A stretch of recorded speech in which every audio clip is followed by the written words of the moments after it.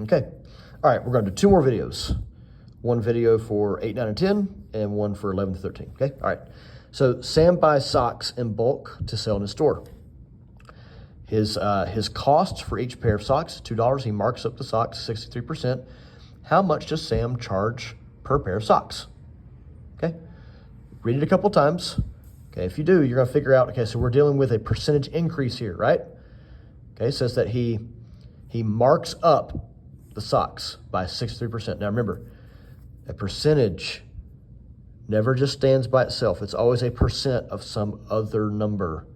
So we need to figure out what is 63% of $2. Okay, so we're going to take 0.63 times 2. Okay, so 63%, we change that to a decimal. 0.63 times 2 is going to give us 612. Okay, 6 here, 12 here, and then move our decimals, so this will be 1.26. So 63% of $2 is $1.26, $1.26. We're going to take that and add it to $2. This is the dollar amount. Here's the percentage of his markup. The dollar amount is $1.26. We're going to add that. So $2 plus $1.26 is going to give us $3.26. Okay.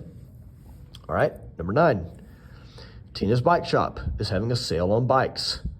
The original price for its Extreme Bike, Extreme Bike 2.0, is $194.50. The sale price for the bike is $110.70. What is the percent decrease in the bike? Okay. Again, this is going back to that. I'm gonna encourage you to pause the video and make sure you would know how to set this up.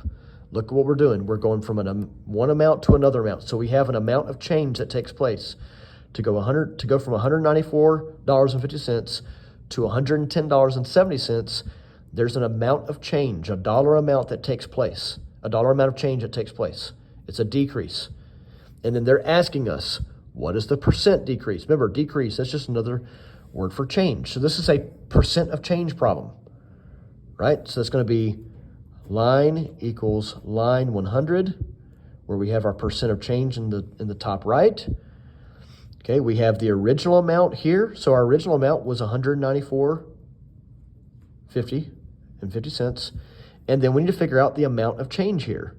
So it's going to be 194.50 minus 110.70. Okay, so we do our math. That's 0.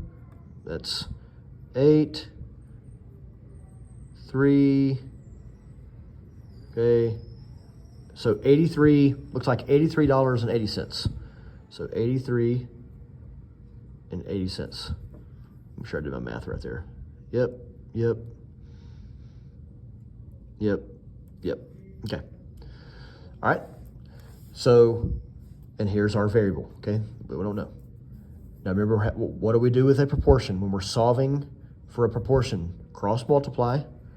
Okay, so it's 194.50 x times x equals, okay, $83.80 times 100. That's going to be 8,380.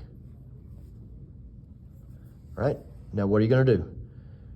We got to get this x by itself. We're going to divide both sides by what?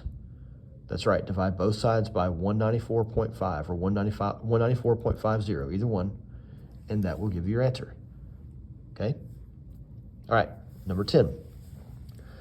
A random sample of 10th grade students are asked how many miles away from the mall they live. 22 out of 40 said they live more than 5 miles away.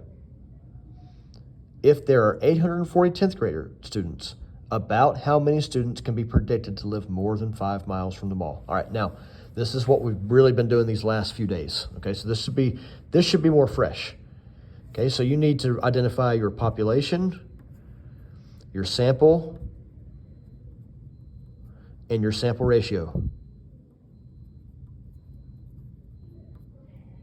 Okay, once you can identify these, It's easy because remember, you're just going to take the sample ratio times population equals prediction or estimate.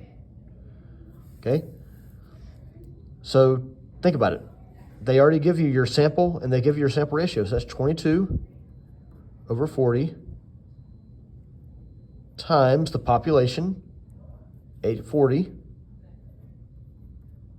equals what? And this will be your answer. So remember, I would encourage you to go ahead and change this to a decimal. So just take 22 divided by 40. That's going to give you some kind of decimal. Take that decimal times 84 and you'll have your answer. Or I'm sorry, times 840. Times 840. And that will give you your answer. Okay, come back and check the answer key here in just a little bit after you work this out. Check the answer key, see what you get.